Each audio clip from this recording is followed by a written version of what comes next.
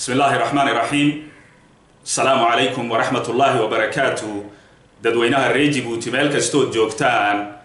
واندين سلامية مالمهن مقالة مركان دحس عنو ان حقا يدوش عنو بحنو دولكا يكو يالين شقالها الدولة دا حفيسية الدولة دا اما بانانكا iyo sidaad u taqaaniin guudka sare waxaad la kulmaysaa shaqaalihii reer Djibouti oo runtii dariiqan marnaba intayna qabtaan nagala xaajoonaya walwalkooga iyo walbahaarkooga ku saabsan xaaladda bulsho gaar ahaan mishaar la'aan ka dhacday jamhuuriyadda Djibouti dadweynaha shaqaalaha reer Djibouti waxa ay nala qaybtameen iyagoo noo sheegaya in ilaa hadda aanan loo shubin mishaarooyinkii shaqadoodii ay shaqaysteen bishii waxaan hore uga hadalay dalkeennu inuu ku sugan yahay xaalad siyaasadeed oo cakiran iyadoo talisku una rabin doorashooyin xalaala oo xora oo ka dhaca dalkeenna isagoo caydhsanaya cidalla ciddii ka soo horjeeda ee mucaarada isagoo caydhsanaya cidalla ciddii barnaamij ama fikir siyaasadeed oo fikirka taliska aan ahayn xambaarsan waxaan ogeyn in dhaqaalaha dalkeennu horeyna waan uga hadalay inuu galayo cidhiidhi ayaan ogeyn kadib heshiiskii Eritrea iyo Ethiopia waxaa la saadaalinayaa oon ognahay in dhaqaalaha boorku uu wareegi doono xagga Eritrea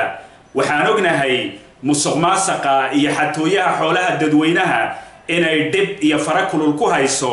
dhaqaalaha dalkeenna waxaan ognahay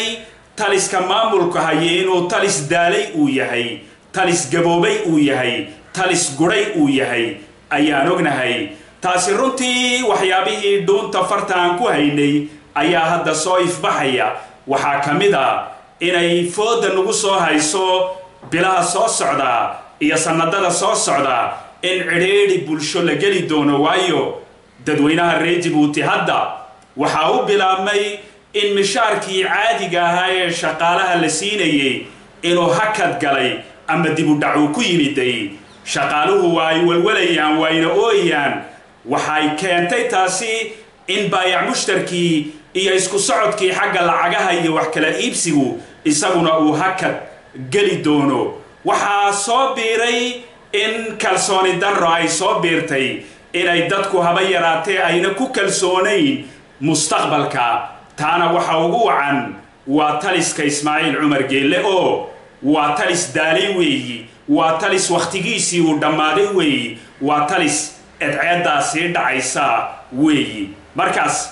runtii walwalkaas waan la qaybtamaynaa dadweynaha reer Djibouti walwalkaas ku salaysan ee ku saabsan mustaqbalka dalkeenna iyo dadkeenna waa aan la qaybtamaynaa waana la soconnaa si joogtaana waanu la soconnaa markaas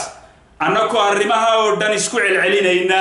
ayaa dadka reer Djibouti waxaan ugu yeedhaynaa iyadoo cidhiidhiga la galayo inay dadku sidii waxyaabaha yaree u soo dhaca marka mishaar u soo dhaco inkastay culus tahay haddana sidii wax la iskugu celcelin lahaa ee loo wadi lahaa in ay dadku ku dhaqaaqaan oo waxyaabaha muhiimka ee laga maarmayn sida quutal daruuriga in ay dhinacaas ay ilaaliyaan oo awoodda gacantooda ay ku xajiyaan waxyaabaha kharashaadka laga maarmayana sidii ay u yareyn lahaayeen waayo taliskani talis ummadda ka naxaya maaha talis dadkiisa ka naxaya maaha waa talis dalkii iyo dadkii boobaya weeyaan marka dadweynaha reer Djibouti waxaan leenahay dhexda xidha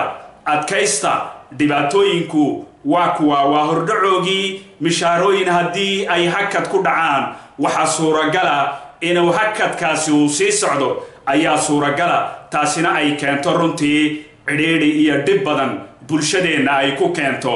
dadka markaan ka gudubno taliska Ismaaciil Cumar Geelle ayaan la hadlaynaa gaar ahaan isaga ayaan la hadlaynaa kulley waxa weeyaan wixii fikirkayga ama tala aan hayno ama aan waana hayno ayaa aan la qaybtamaynaa Ismaaciil Cumar Geelle waxa aan leenahay haddii aad ku faani jirtay mishaarada dowladda hakadkii ku dhacay ayaan annaku bixinaa haddii aad ku faani jirtay waaga aad taliska imatay 99kii 2000 2001 2003 haddii aad ku faani jirtay maanta waqtigu waa isbedelayaa waqtiguna waa u socdaa adiga ayaa maanta hakis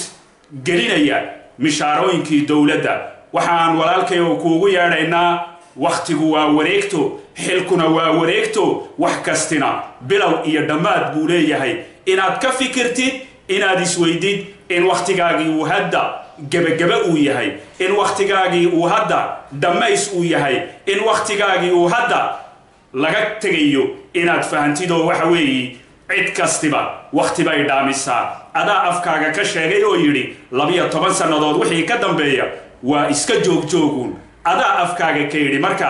walaalkayow waxaan kuugu yeedhaynaa dal jacayl baan kuugu yeedhaynaa dad jacayl baan kuugu yeedhaynaa inaad dalka iyo dadka aad badbaadisid baan kuugu yeedhaynaa wax kalena badbaadin maayo hadalna badbaadin maayo ficil quraataa badbaadinaya ficilkaasina waa maxay adigoo yidhaahda aniga waqtigaan soo shaqeeyey waan soo shaqeeyey 20 sannadood ayaan talada hayay markaa ummadda reer Djibouti inaad iskugu yeedhid oo tidhaahdid doorasho xalaala oo xora oo nadiifa oo ka hufan musuqmaasuq iyo tuugo ayaan soo qabanqaabinaynaa aad tidhaahdidoo taa la sameeyo ummadda reer Djiboutina ay doortaan cidda ay rabaan inay doortaan barnaamijka ay rabaan inay doortaan mustaqbalka ay rabaan laakiin haddaad tidhaahdid